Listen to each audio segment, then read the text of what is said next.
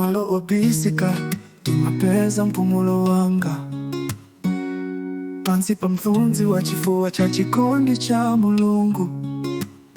Mtima wangu kugunda ndi chikondi chake, moyo wangu ukumva kunyumba pamaso pake sindikala ndeka.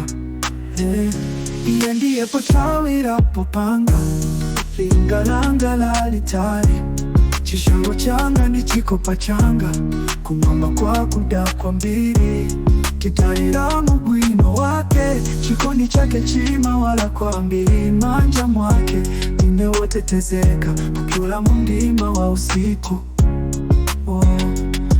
Sasa usiku sizingayandikire mivi yamda niyo singate kundichititsamanta chikwekoza kupwa kizikwikuni pambali panga koma ndi Mulungu ndatetetedwa mtima wanga sugawanika. Iye ndiye potawirapo panga linga langa lalitali, chishango changa ndi chikopa changa kumwamba kwa kuda kwa mbili, titalira mugwino wake chikondi chake chima wala kwa mbili manja mwake nimewotetezeka ukiula mundima wa usiku. Sasa usiku sizingayandikire mivi yamda niyo singate kundichititsamanta chikwekoza kugwa kizikwikumi pambali panga koma ndi Mulungu ndatetetedwa mtima wanga sugawanika. Pamene nditana padzina lake iye amandiyankha, munthawi ya mavuto amandimasula.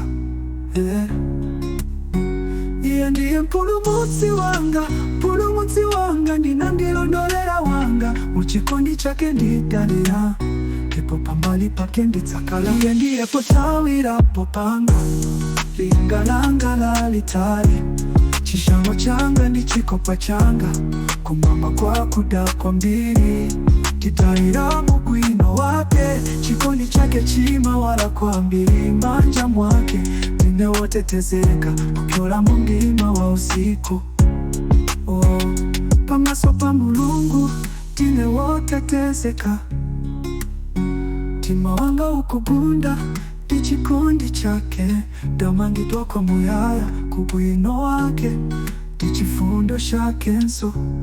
Mulungu wanga ndikulupirira inu.